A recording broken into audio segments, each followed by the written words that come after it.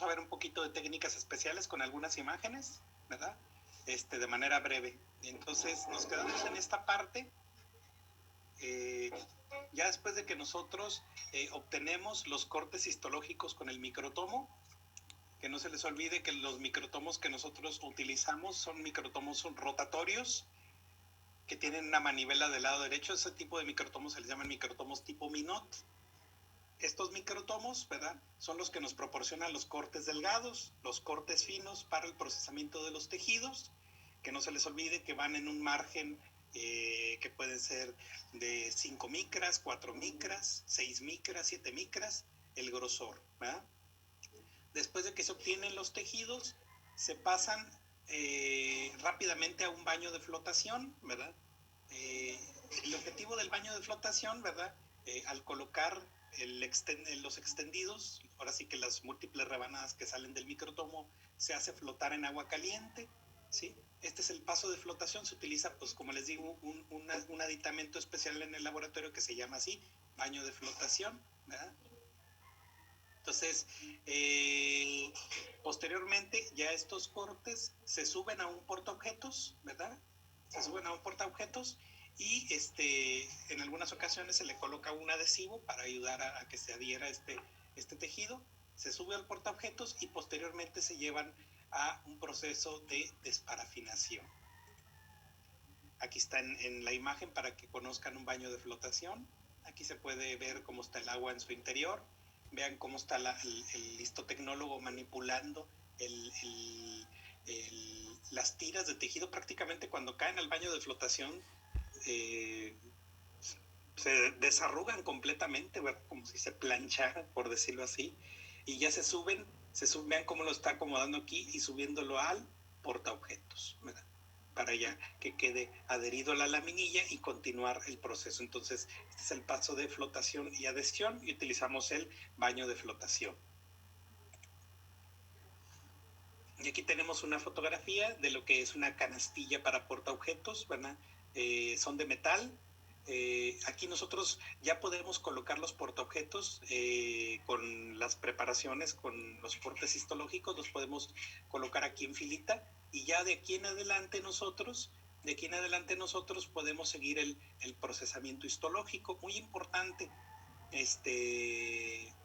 hasta el paso anterior, antes de la flotación y adhesión, acuérdense que la cápsula con el bloque de parafina, ¿dónde se quedó? Se quedó en el microtomo.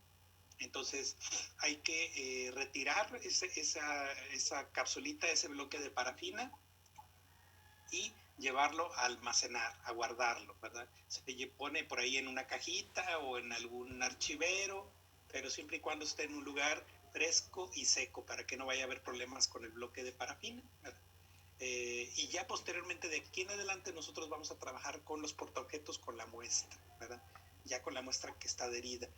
Muy importante, no olvidemos que la cápsula trae un número de identificación, ya sea pueden ser letras, pueden ser nombres, y este número de identificación nosotros lo vamos a trasladar, que no se les olvide, se va a trasladar al portaobjetos y ya trasladado al portaobjetos, pues ya seguimos conservando nuestra misma identificación para que no vayamos a tener problema. Entonces ya cuando tenemos el portaobjetos, les digo, podemos colocar muchos portaobjetos en esta canastilla y seguir el procesamiento. Y muchos de ustedes pues se van a preguntar, pues oiga doc, pues ya está el tejido en el porta, pues hay que teñirlo, ¿verdad? Pero antes de realizar el proceso de tinción tenemos que hacer otro paso importante en la técnica histológica, que es la desparafinación. Muy importante, los colorantes que utilizamos en la técnica histológica son colorantes hidrosolubles. ¿Qué quiere decir esto? Sí, se pueden mezclar con agua. Entonces acuérdense que el tejido todavía está inmerso, está bañado en parafina. Entonces, si el tejido está todavía inmerso en parafina, pues obviamente cera, es grasa, pues no va a haber esa compatibilidad con colorantes que se llevan bien con el agua. Entonces hay que quitar el exceso de parafina. La desparafinación la podemos hacer de manera física o de manera química.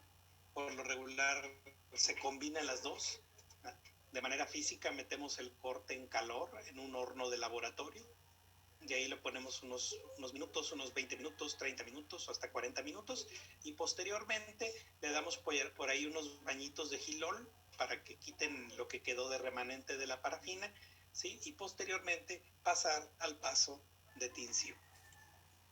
Aquí está una imagen de un horno de laboratorio. Aquí se puede ver incluso con la puerta abierta. Acá abajito, miren, donde le estoy señalando. Aquí está el puntero láser, miren. Aquí abajito está la canastilla. Nomás que le quitamos el asita que tenía de metal. Y vean cómo están todos los portaobjetos ordenados, ¿verdad? Obviamente aquí está colocada en el nivel de abajo para la desparafinación, ¿eh? Y ahora vean en el siguiente nivel cómo se ve este prisma de metal, ¿sí? Este que está aquí arriba es una canastilla, pero esta canastilla es para cápsulas. ¿Se acuerdan que las primeras partes del procesamiento histológico, cuando hablamos del histoquinet, yo les dije que había un aditamento de metal que se acoplaba al histoquinet para poder estar trasladando las cápsulas de un paso a otro, ¿sí? Este componente se le conoce como canastilla para cápsulas. Aquí es donde van las canastillas que se ponen en el portaobjetos. Buenos días. Buenos días. Entonces, les digo que este es el que se acopla al histoquinet y es el que sigue en los pasos. Obviamente aquí está en el horno de laboratorio, porque cuando termina el procesamiento histológico, ¿qué pasa? ¿Cuál es el último paso que se lleva a cabo en el histoquinet? La preinclusión. Entonces, ¿cómo saco yo esta canastilla de cápsulas? Pues la saco escurriendo de parafina. Entonces, si la voy a volver a reutilizar, ¿qué tengo que hacer? Tengo que desparafinarla también para que no me vaya a contaminar y no, a desgastar también el resto de los solventes cuando la vuelva a reciclar en el procesamiento histológico. Por eso aquí está la canastilla también, esta canastilla de cápsulas desparafinándose. Y acá abajito la canastilla con los portaobjetos. Entonces, después del proceso de desparafinación viene el paso de la tinción, ¿verdad? Pues ya el objetivo más importante de la tinción es facilitar la visualización de diferentes estructuras, demostrar diferencias entre los componentes celulares y obviamente el paso de la tinción utiliza colorantes que se les conocen como colorantes hidrosolubles. ¿Dónde se realiza el paso de la tinción? El paso de la tinción se realiza en una parte del laboratorio donde se colocan los colorantes, los diluyentes, las sustancias que enjuagan el exceso, van todos ordenados en contenedores de preferencia de vidrio, como van uno atrás del otro. Obviamente los contenedores pues tienen un tamaño que se acopla a las canastillas, ¿verdad? El arreglo que tienen estos contenedores, uno atrás del otro, hace que a esta parte del laboratorio se le llame tren de tinción, ¿sí? Que es lo que se puede ver aquí en esta fotografía. Vean cómo está un contenedor atrás de otro, como si fueran los vagoncitos de un tren, tren de tinción. Entonces, aquí es donde realizamos este paso de coloración de nuestras preparaciones histológicas. ¿Cómo se clasifican los colorantes? Bueno, aquí les paso una de las clasificaciones de las más utilizadas, tomando como referencia el origen. El origen de los colorantes puede ser de manera natural, pueden ser colorantes hechos por el hombre, artificiales, y también incluimos en un grupo, ¿sí? Un grupo de colorantes que incluyen los metales o las sales metálicas, que algunos les llaman también métodos de impregnación, ¿verdad? Aquí les menciono algunos ejemplos de los colorantes, por ejemplo, colorantes naturales, que se pueden obtener de microorganismos, se pueden obtener de plantas, del tallo de algunos árboles.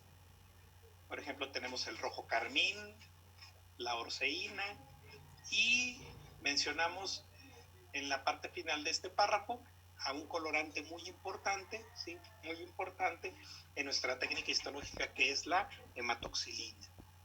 Entonces, la hematoxilina pertenece a un grupo de colorantes de origen natural, ¿sí? Y es uno de los dos colorantes clave en la tinción de rutina, ¿sí? De la técnica histológica. Entonces, la hematoxilina tiene un origen natural. Profe, ¿el azul de metileno en dónde entraría? Disculpe. Este lo pondríamos en este grupo, ¿sí? Aquí en el grupo de los naturales. Así es. Okay, entonces, sí, entonces les digo, de este grupo de los colorantes, les digo, la hematoxilina es muy importante, ¿verdad? ¿Por qué? Porque pertenece al grupo de los naturales y forma parte de los colorantes de rutina. Dentro de los artificiales tenemos a otros como la naranja G, la fuchsina ácida, el azul de toluidina, y al final mencionamos a la eosina.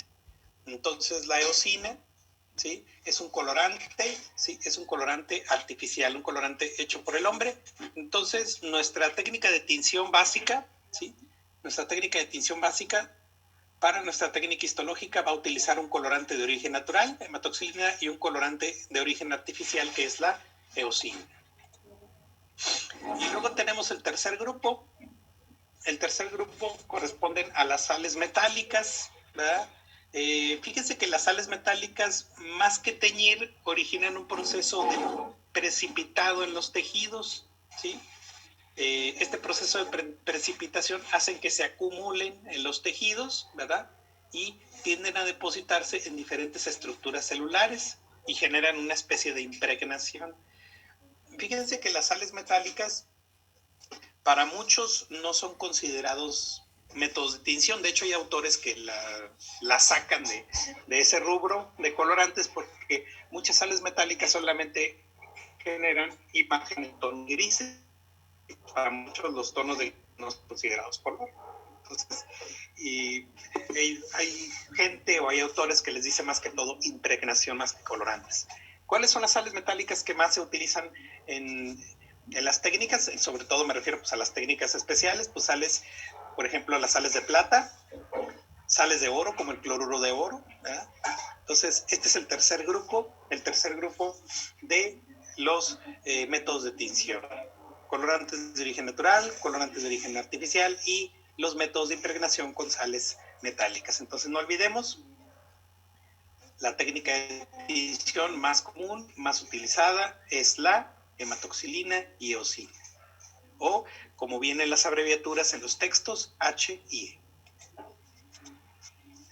Ahora, ¿cuál es el arreglo que tienen estos colorantes, el comportamiento más bien que tienen con la tinción? Bueno, fíjense que los colorantes se comportan o tienen un comportamiento químico, ya sea si son bases o si son ácidos. Por ejemplo, la hematoxilina es una base. Entonces, el comportamiento de los colorantes es tener afinidad o atraer al que es opuesto, ¿sí? O ir a impregnar la zona que es opuesta químicamente. Por ejemplo, la hematoxilina es una base, y al comportarse como una base tiende a captar o a teñir de manera preferencial los componentes que son ácidos.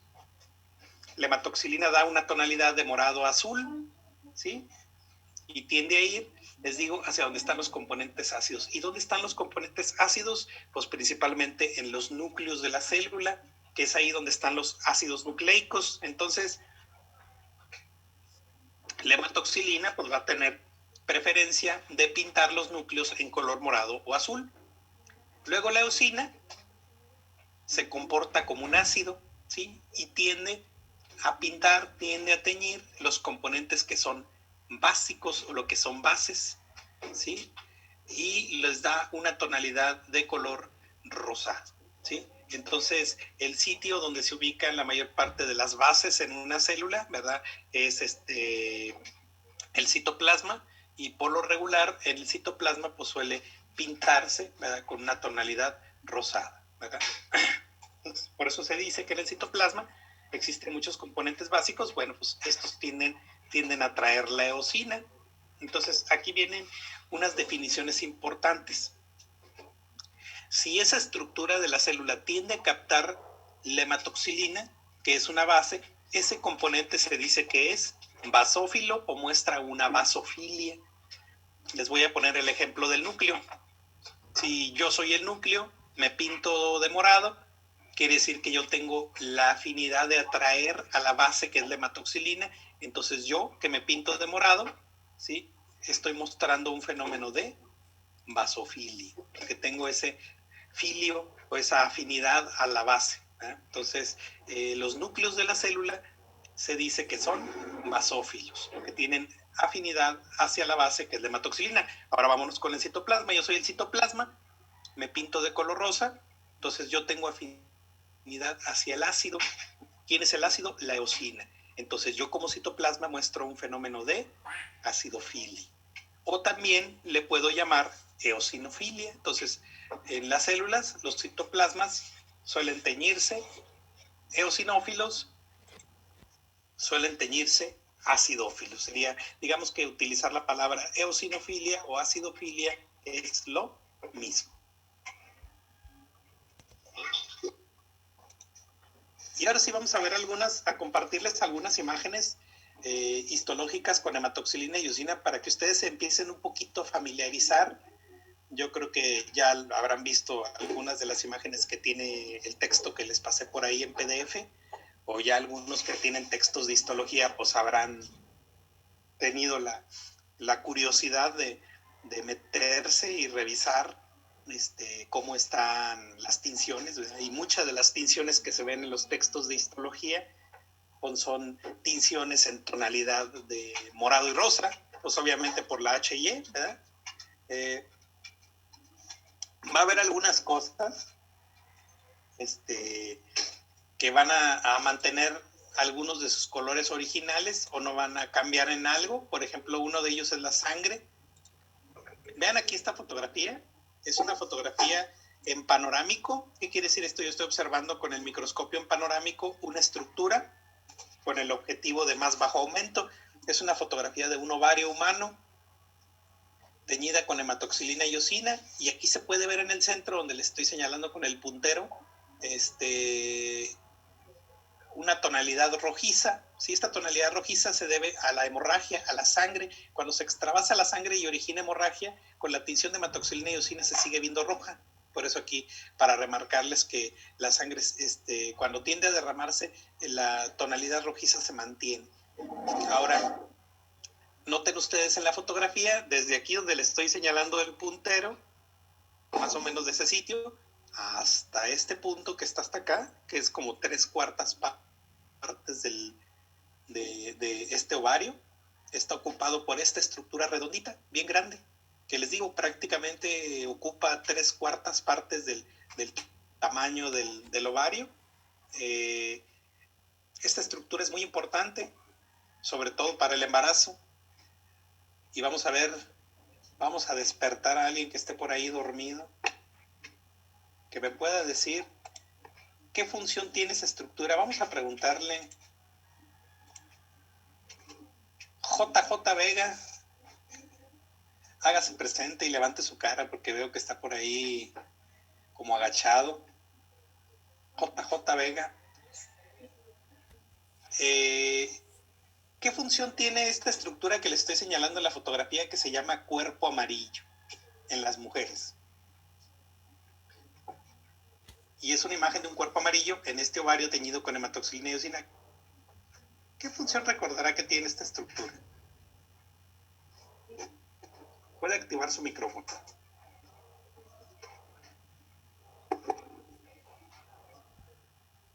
Es parte de los folículos. ¿Fue un folículo?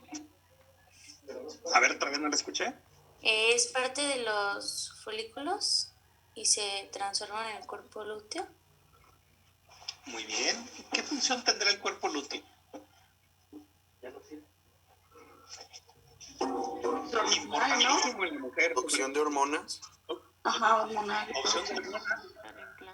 La secreción de progesterona y estrógenos. Sí.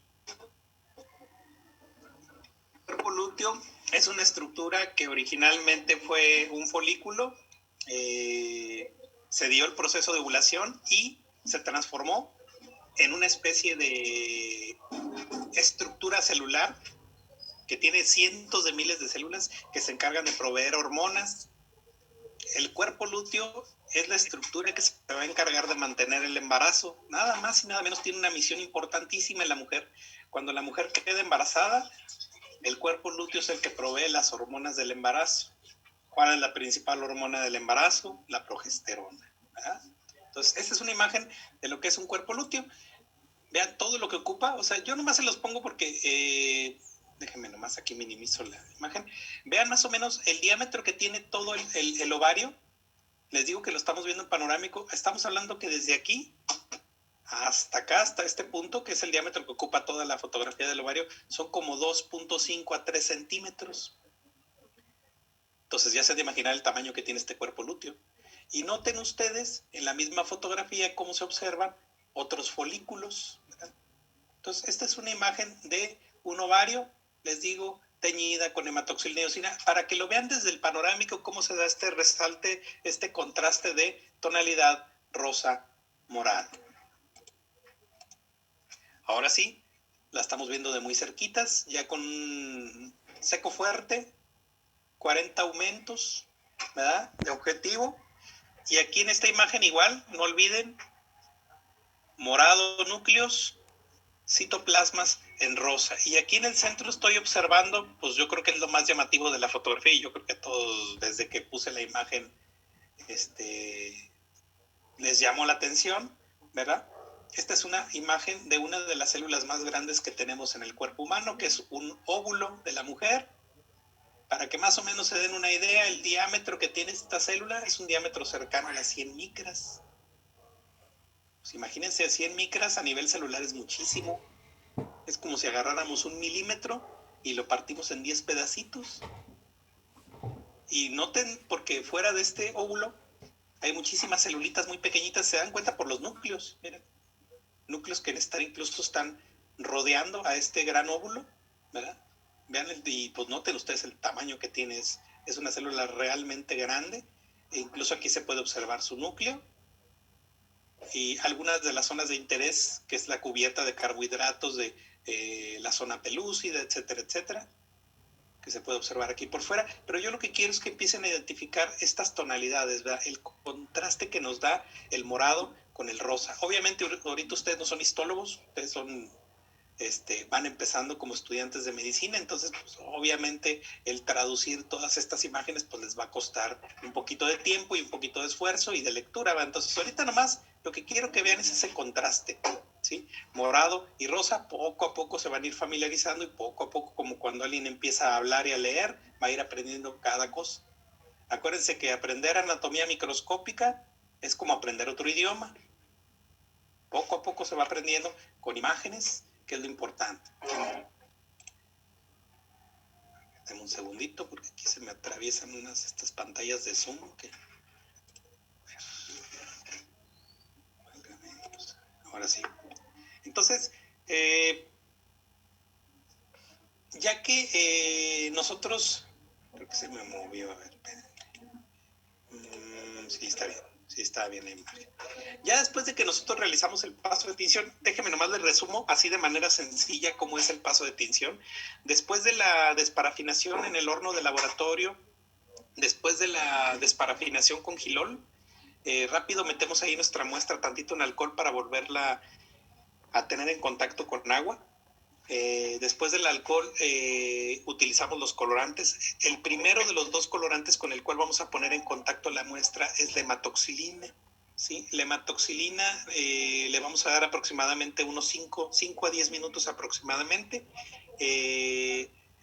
Posteriormente, cuando ya se completó el proceso de tinción con la hematoxilina, hacemos un enjuagado especial con agua de la llave, y posteriormente también diluimos un poquito con alcohol para quitar el exceso de colorante. ¿Sí? Terminado la tinción con la hematoxilina, pasamos con la eosina. En la eosina sí le damos menos tiempo. Las preparaciones que nos dan para los laboratorios son preparaciones que requieren menos minutos, 2 minutos. Hay algunas preparaciones que prácticamente en segundos ya la eosina queda muy bien impregnada, se absorbe bien rápido. Pero bueno, ya cada laboratorio, cada histotecnólogo es el que va a estandarizar sus tiempos. Entonces, acuérdense que los enjuagues se hacen con alcohol, y ya al terminar de hacer la tinción primero con la hematoxilina y luego con la eosina, colocamos nuevamente la muestra en 2 baños con Gilol para que vuelva nuevamente a captar Gilol y venga este último paso, que es el paso de la conservación de las preparaciones, que sería el montaje final. En el montaje final yo voy a utilizar resina de laboratorio. La resina del laboratorio, pues obviamente es un material lipídico, son grasas, ¿verdad?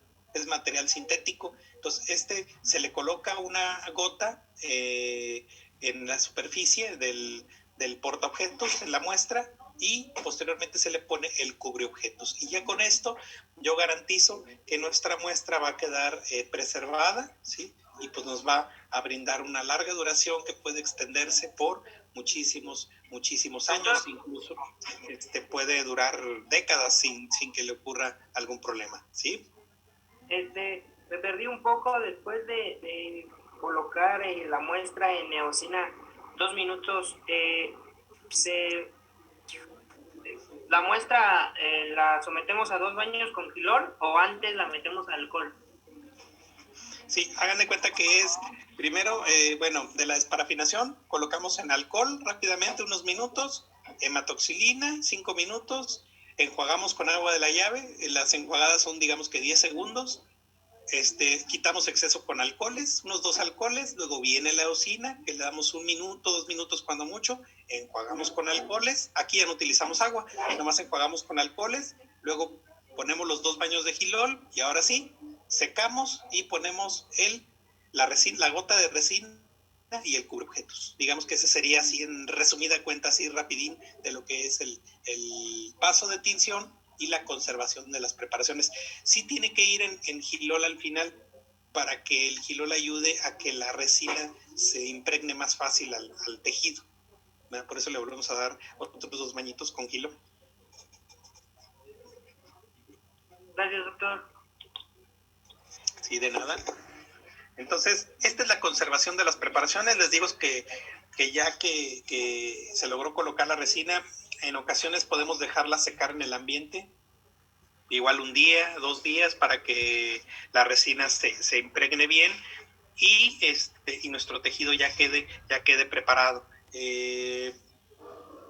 Algunos acostumbramos a darles 2 días, 3 días, y ya después nosotros podemos juntar las laminillas, ¿sí? Y archivarlas, meterlas en un lugar que esté seco y fresco, y ya en un archivero, les digo, pueden permanecer décadas. Y si la gota de resina estaba muy bien preparada, simplemente sacan la laminilla y si tiene polvo la limpian con una gasa, con un papel, y la vuelven a poner al microscopio y pueden volver a ver las mismas celulitas de ese tumor, de ese cáncer, de esa biopsia que a lo mejor fue una biopsia de hace 30 o 40 años, íntegra completamente, como si hubiera estado viva, por decirlo así, para que me entiendan.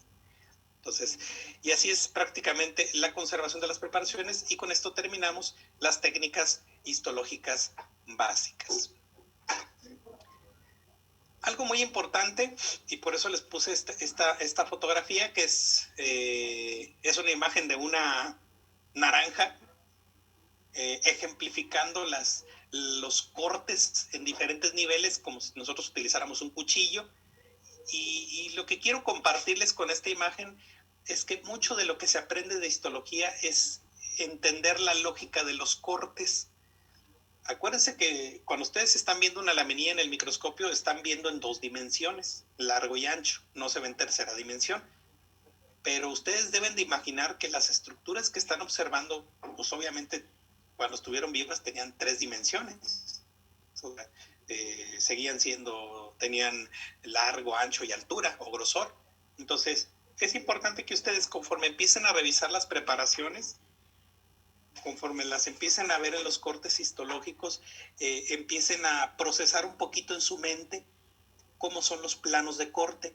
Si ustedes se imaginan una estructura como esto, por decirlo así, como la naranja, y vean cómo un corte, si pasa por encima, cómo se va a ir viendo en diferentes puntos el corte histológico conforme va pasando la cuchilla.